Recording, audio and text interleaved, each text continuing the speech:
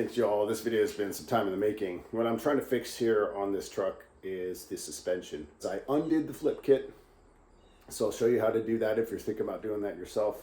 I fixed this suspension geometry in the front, and I have shocks all the way around, which is just marvelous. So thanks for visiting the channel. This is Davian Hill with Solve Fix Build. I really appreciate you watching. Hope you enjoyed the video. Thanks.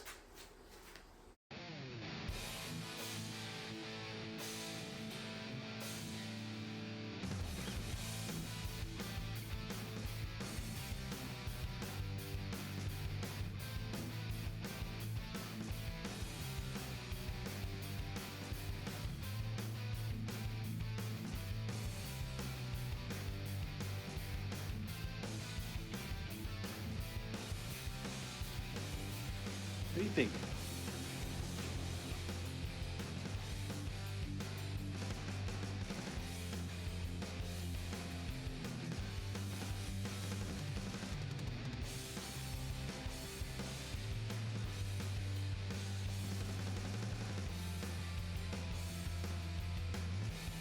See that right there? That's the lower control arm. It's pointing up. And it's because whoever had this truck before me cut the springs. 2-inch drop spindles and cut springs. So it's super low. I'm about 6 to 8 inches of clearance right here.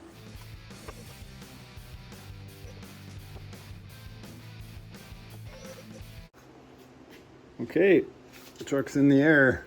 I've got a couple support poles in here. It's scary. The floor has a very, very gradual slope to it. And since the heavy end was on that end and the floor was sloped that way, it bothered me. Okay, that worked.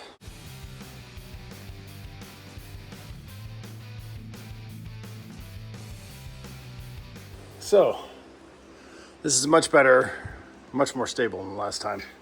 It'll be a 2-inch drop in the front and a 2-inch drop in the back. Right now, I don't know how much it is. It's gotta be slammed. It's probably like 6 inches all the way around. There'll be 2 in the front, just a 2-inch drop spindle, stock height spring, stock shocks, tubular control arms. And then here, I'll take those springs out. Right now it's a flip kit. So the springs are going under the axle. I'm gonna get rid of that. I'm gonna undo all that. I'm gonna put springs in that sit over the top of the axle like they're supposed to, but they're 2-inch drop springs. And I'm gonna put that down, and that should be a 2-inch drop across, so it's time to fix it. Well, I'm excited. A lot of these bolts are 3/4. The bottom bolt on the shock is 3/4. The bolt at the top of the shock is 11/16. The hex bolts back here for the brake calipers are 3/8. At least that's how it is on this truck. I don't know if that's how they were originally made. Okay, these bolts up here are 3/4, and you need to use a long deep socket to be able to reach in there and get it. You don't have to do anything with these. Once the control arms come off, they just come off from the frame right here. Down here is a little different story. They use these U-bolts. An alternative is to cut the U-bolts. I just took the cotter pin out of this bolt here on the tie rod. That is 7/8. So I have these drop spindles. I don't remember where I got them. The stub here that the wheel rides on from the bottom of the spindle. It's about 3 inches. And the ones that are installed, I figured are probably drop spindles. And you can see from the center line of the stub there down to where the joint is about 4 inches. So these drop the truck an extra inch than these do. So a little bolt holding the brake lines on is a 7/16. Goes right here. There's a nut on the back of it inside the control arm. So I just put an adjustable wrench back there, used an impact wrench, took this right off.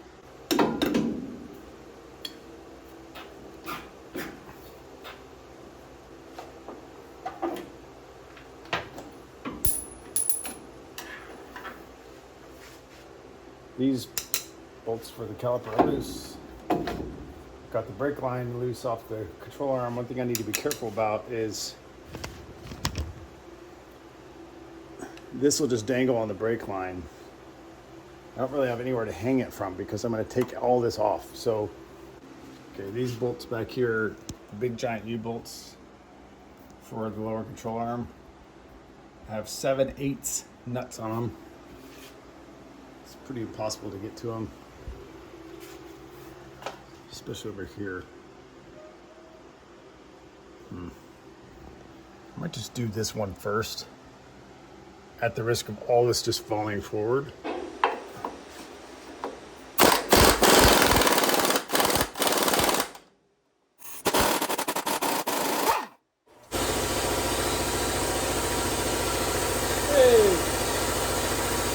If I take that out, this will come off. The spring will push the lower control arm down. It'll want to swing out, and the spring will probably fall out.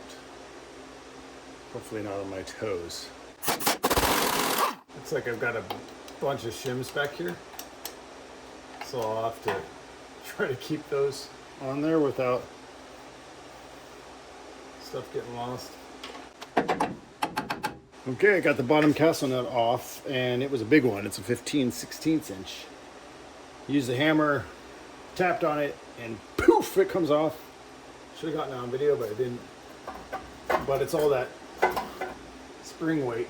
Spring's loose, mostly. Can't quite pull it out. There's still a lot of, I don't know, resistance in the bushings here. But this whole control arm is gone. It's trash. I could remove this one up here and just take the whole spindle off. Upper control arm would go free at that point, which would be very nice.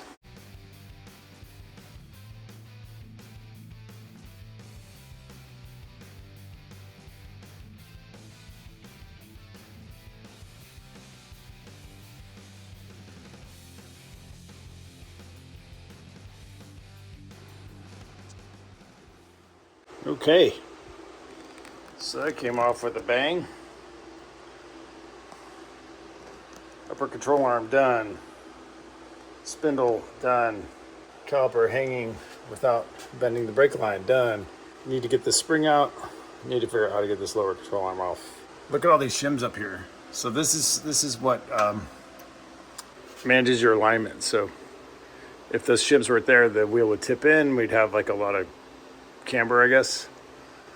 So this helps us tip it up right so that we have a nice straight alignment. So this has way more gunk coated on it than I realized, and I can't get to the nuts on the U-bolt. I got out my descaler. I haven't used this thing in like 5 years. Watch this. This is so cool.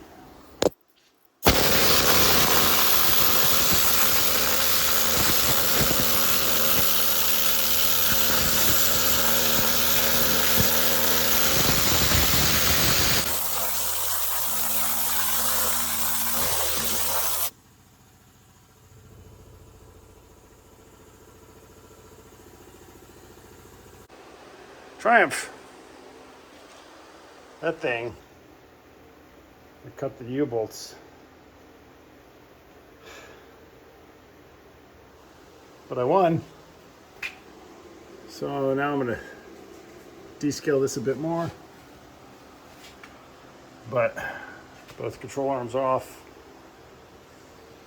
Put a little bit of POR 15 on the brake caliper. Wow. That was a huge pain in the butt. Hopefully the other side's easier.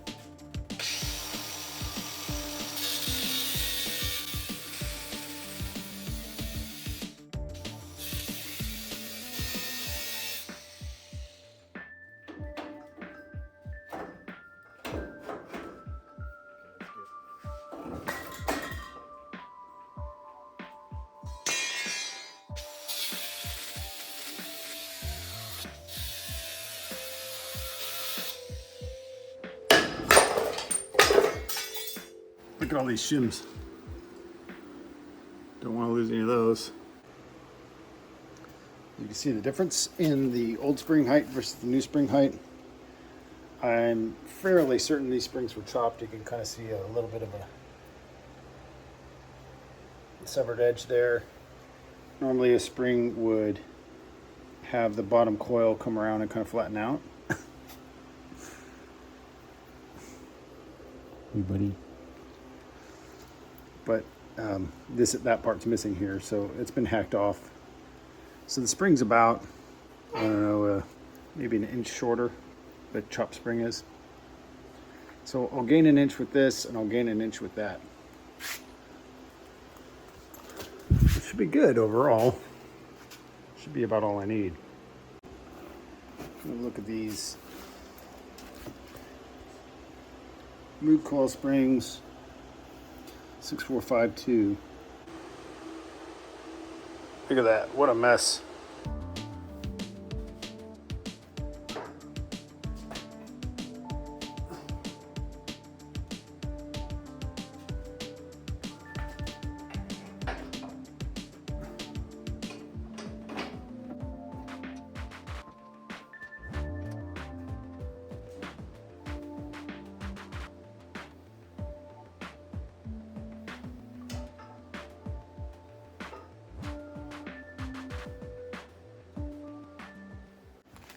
So they give you a kit with all the bolts to install the ball joint.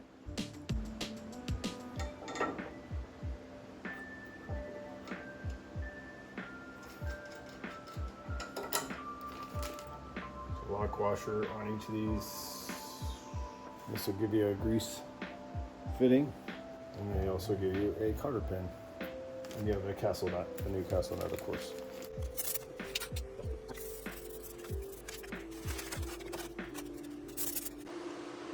So yesterday I spent a lot of time on the struggle bus. I'll try to film the assembly of the other side because there's better lighting over there, but I just want to preview it a bit. So I painted these spindles. I mounted the upper control arm and I tightened down these bolts first. I put the ball joint on, just kind of loose fit. I attached the upper castle nut to the spindle. So then the upper control arm was hanging with the spindle on it. I brought the caliper over and just put it in place with one bolt, just so that this line is rooted where it's supposed to be.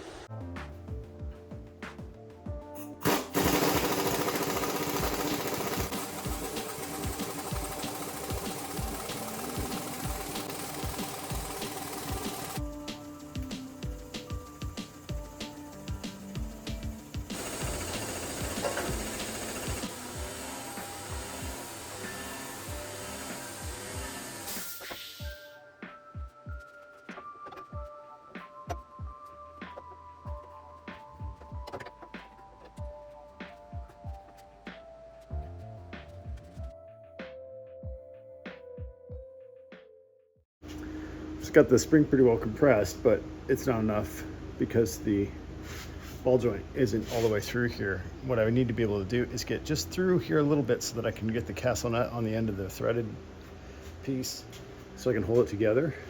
The challenge in compressing the spring is that you need enough compression to reduce height, which means that you need to grab as much of the spring as possible and try to bring all those coils together. If you're just compressing 2 coils, the maximum compression you can get is like an inch or 2.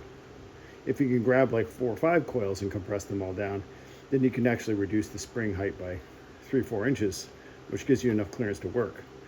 Even though I've got this very compressed, it's not enough yet. So I probably just need to cycle with the impact wrench on that for another minute or so, get that compressed another inch or so, and then hopefully I can get the threaded piece, I can get the threaded tip of that ball joint peeking up just enough that I can thread the castle nut on, and then I can begin the process of trying to loosen that spring.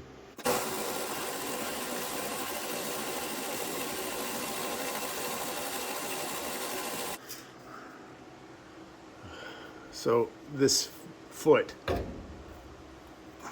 when I start to spin this, it wants to rotate around. And it gets caught under all these different little lips and stuff, and then it gets stuck. So the trick is to compress it. I'm gonna take it out and like compress it on the floor and then try to put it back in. That's pretty scary because that's a lot of compressed energy right there. F equals KX.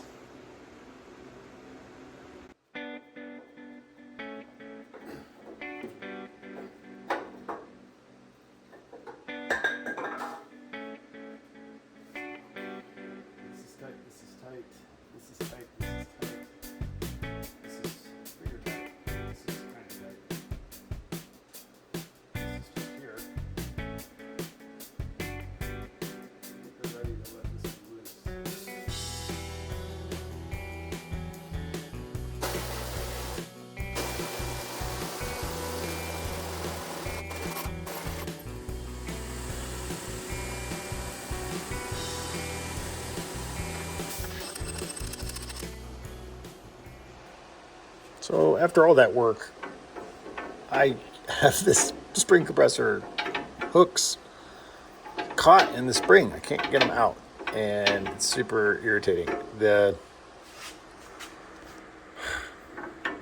were flipped over the other way, so what would be really nice is if I could just get this part to drop through, then it would dangle down and it would slide in, and then this hook would just slide right off the coil spring and it would drop through this hole down here.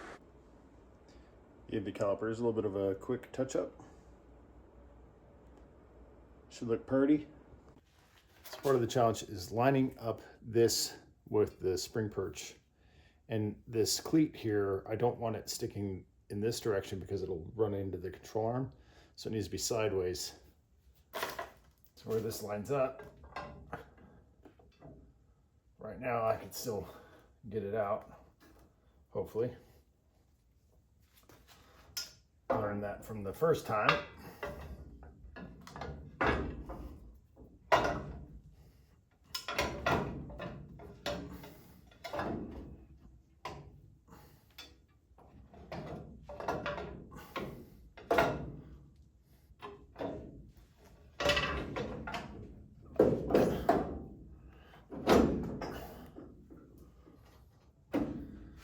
That's great.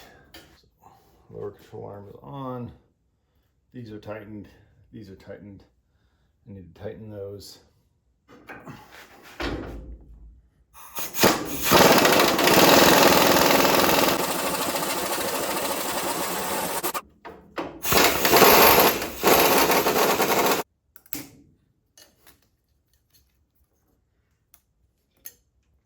Calipers just have a quick coat of blue paint on them. They're not perfect, but that's fine.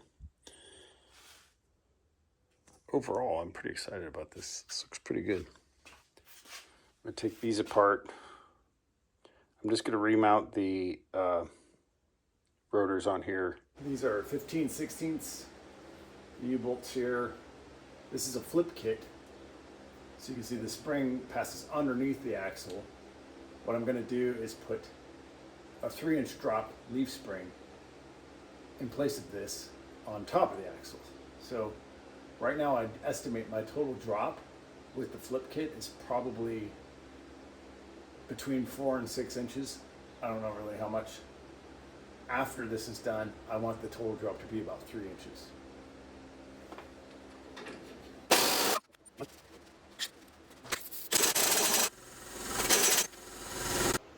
All right, the last nut there is a little stubborn, as are two of them over there. They're pretty stubborn. I hit those again with PB Blaster.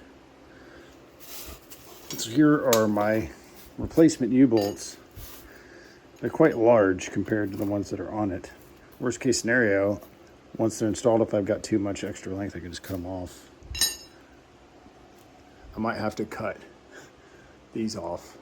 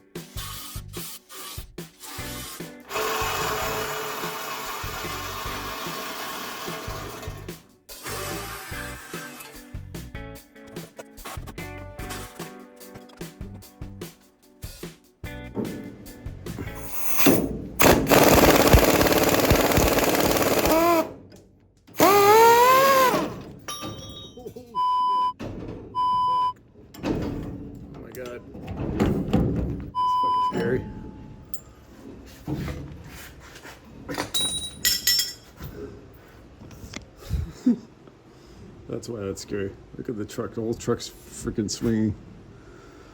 I don't know how many pounds I just dropped off this thing.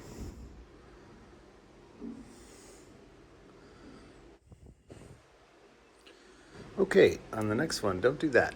I think I'm gonna use the same drop shackle, or that's not a drop shackle, I don't think. I'm gonna use the same shackle and just see how we sit. That was scary. Get the other springs out, see how they're looking. Part of the reason why I dropped that down was because I think this is the normal location for the shock mount, and that had been removed. I didn't have shocks on the back axle here. Whoever had modified the truck before me decided that those weren't necessary. I don't know why. It rode like shit. But I want to put shocks back on it. So I'm going to put a mounting stud here, drop the shock down to mount there. And the exhaust was right in the way of that. So I've got a couple turn down tips on order. They should be here today. They're slip on over this 2.5 inch outer diameter pipe. I'm gonna put it here and I'm gonna aim it kind of diagonally down and out. And so it'll just shoot right in front of the axle. Which, you know, whatever. If I want to add on something later, I always can.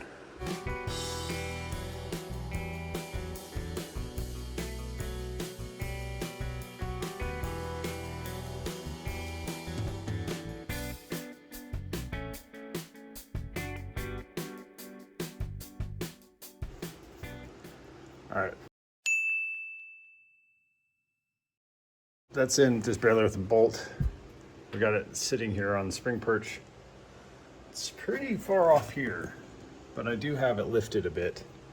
So I'll loosen that end over there and then drop it down and see what I can get done.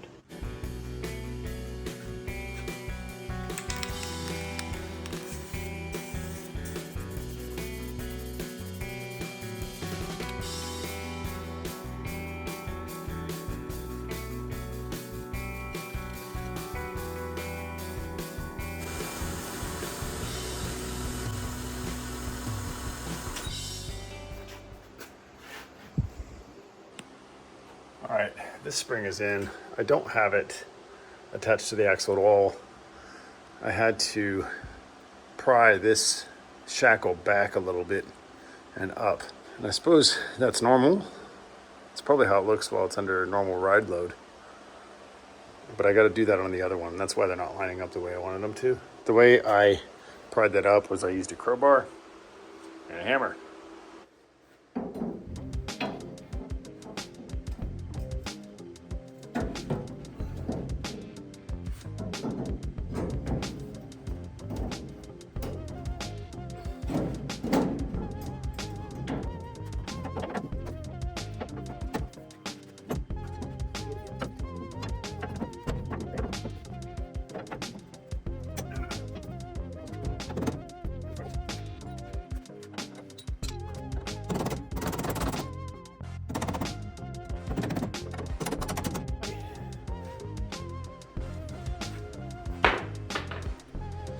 Go. All 4 bolts are mostly in. Now I can start tightening everything up.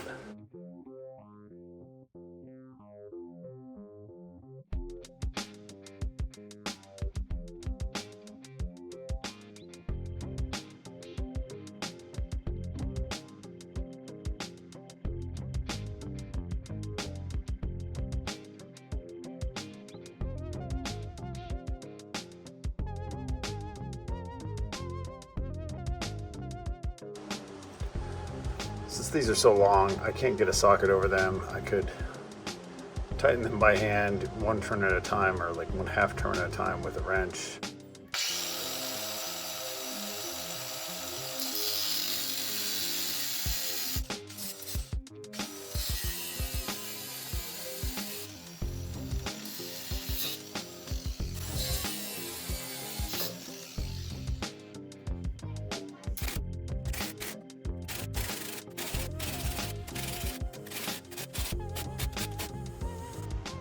You bolts are fully tightened. I'm excited because these shocks are very close. I only have to raise the axle just a little bit. I also received these KYB shocks, these XLGs. Very, very close to fitting. All I have to do is compress this just a little bit and that should be fine too. So, shocks all the way around. Hopefully this is the right size. Stainless turn down. Let's test this out.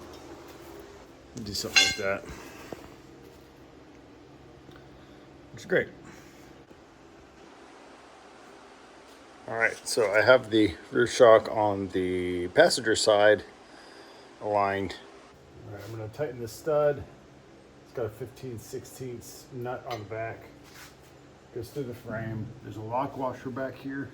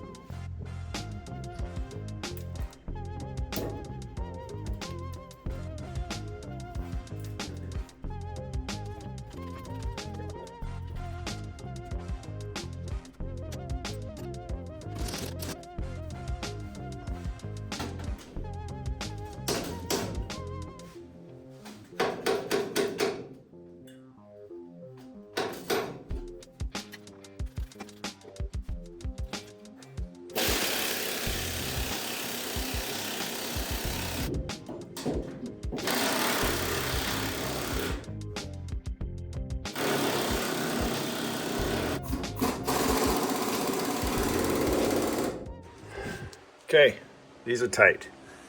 That's tight on both sides. That's tight. That's tight. That's tight. Same on the other side. Rear suspension is done. I'm just trying to get this done here. I have to get it locked into the bottom. I've got a nice bolt here.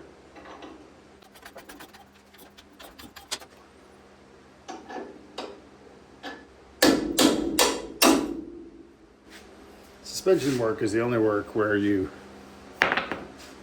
get to use a hammer. I also use screwdrivers as levers more often on suspension work. So we're going to get out some of our persuasion instruments.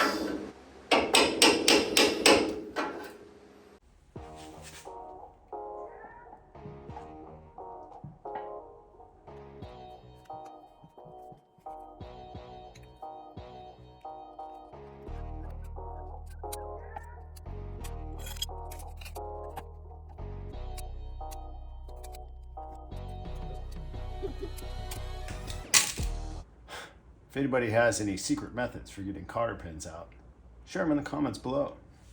In the meantime, I think I'm just going to keep talking nice to it. Here, everybody. Come on. Here you go.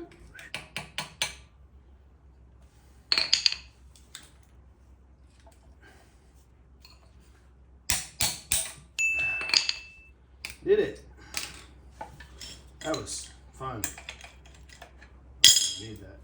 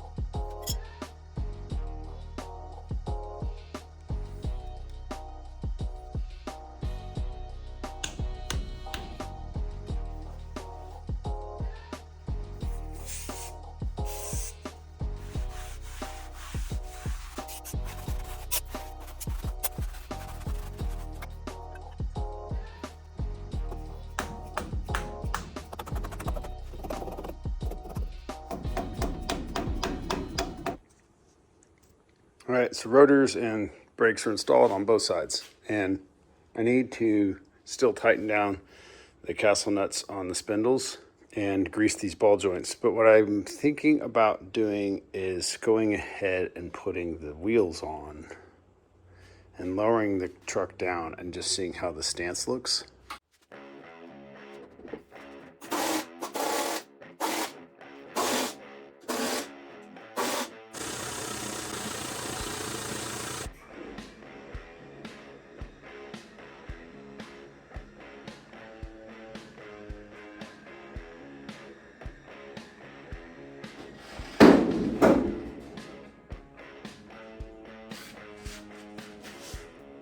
Tons of gap there now. I mean, I had, oh my gosh, I probably had, they were almost in the wheel well before. Damn it.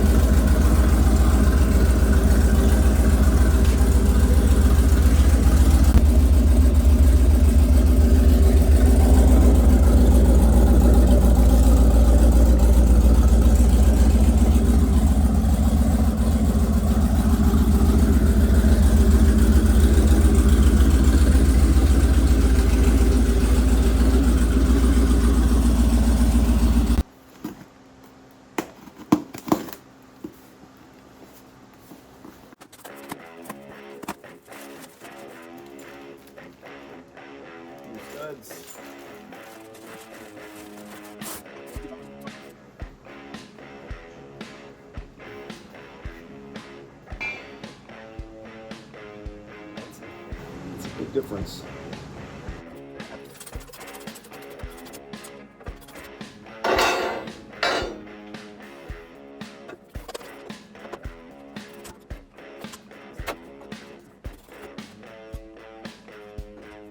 That almost went in too easy.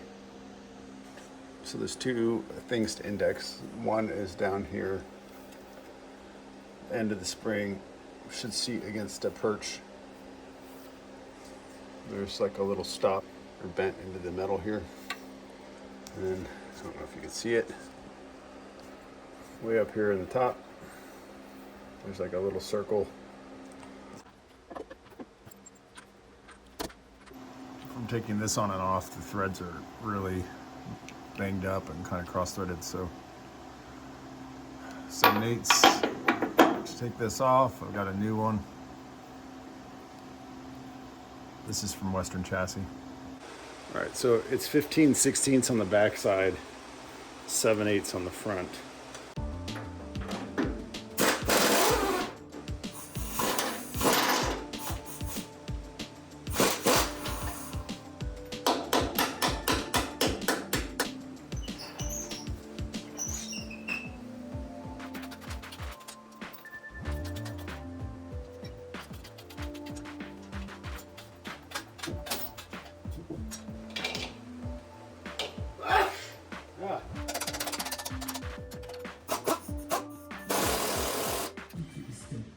All right, here's my checklist. Grease the Zerk fittings. All of those are done. Install the springs. Obviously that's done. Install the drop shocks with new shock posts. That's done. Rear shocks, double check those. Those are clean, installed. Double check these on the shackles and the front and rear bolts for the leaf springs. That's done. Check all the castle nuts. That's done. With the hairpins or whatever you want to call them. These things. Tighten the spacer lugs. That's done. Tire rod's done. Exhaust tips. That's done. So yeah, now I just need to add oil and clean the wheels. Okay. There's like 3 inches of gap here, which is great. It's about what I wanted. Height of the truck at the fender is about 41, 42, something like that. And back here, it's like 46. Seems very high. Seems like I have much less wheel gap here. Like, what the hell's going on? It's like an inch over here.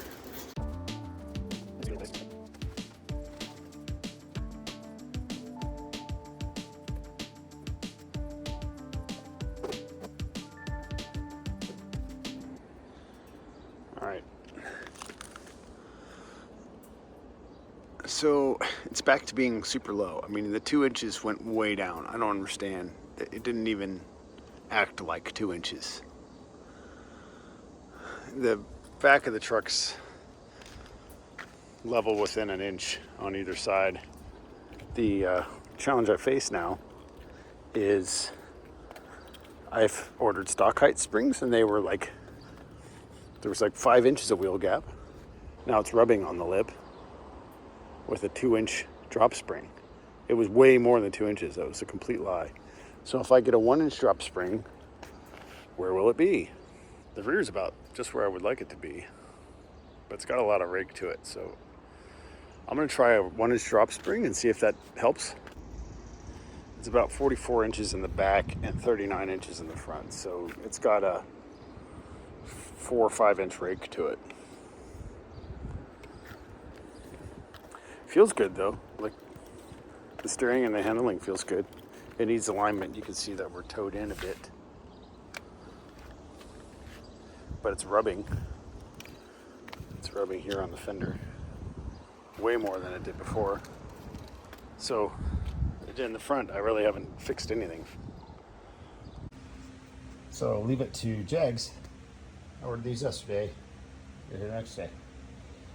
The springs I ordered from Western Chassis, however, I paid for expedited shipping and it took them a week to get to me. So these are Belltech 1-inch drop springs. So I'm going to replace the 2-inch drop springs with those and see if I can finally get my stance right. We'll see. Silver powder coated. Wow. Look at these.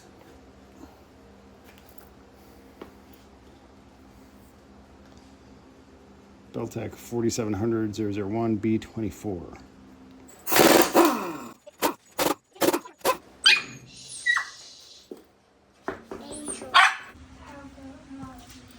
One-inch drop, 2-inch drop, stock.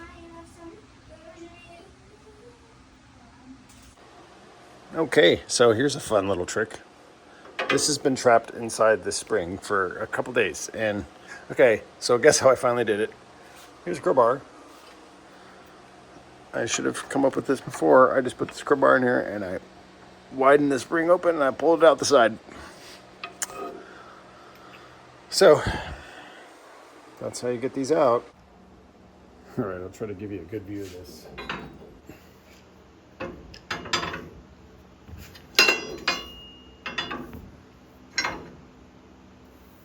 we go. Try to wedge it. Jeez.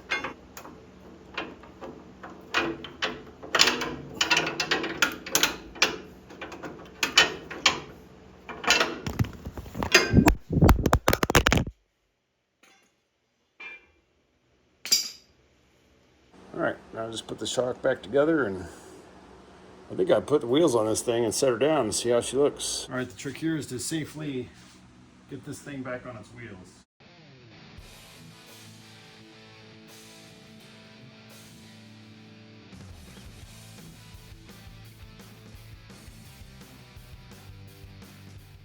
Well, the 2-inch springs were, the wheels were sitting inside the wheel wells.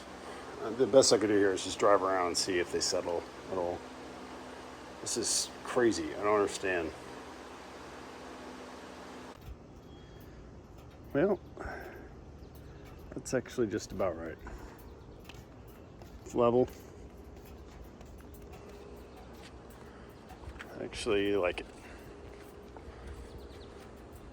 That's just about right. The wheels look tiny.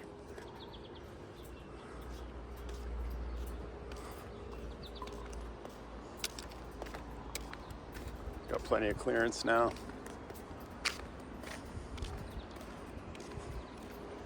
It's pretty good. It's pretty good. Let's look at the heights. All right, so we're at 44 back here. This side's a little lower because I think there's a body mount that's squished. We are at 42, between 42 and 43. The same over here, 42 and 43. It's pretty good. A little higher than 44 over here, but I knew that. So there's about a 2-inch rake. And I have clearance, like I'm not rubbing at all. So I could put some bigger wheels and tires in here if I wanted.